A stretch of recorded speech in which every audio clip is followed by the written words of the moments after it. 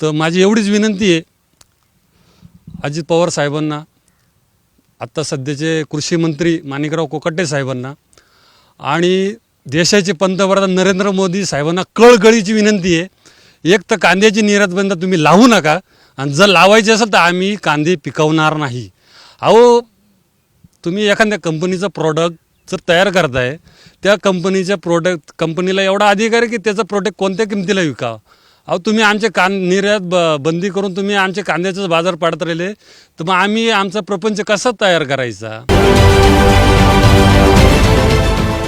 देश विदेशातील प्रत्येक घडामोडींचे लाईव्ह अपडेट मिळवण्यासाठी आता साम टीव्हीच्या सर्व सोशल मीडिया प्लॅटफॉर्मला लाईक, फॉलो आणि सबस्क्राईब करा.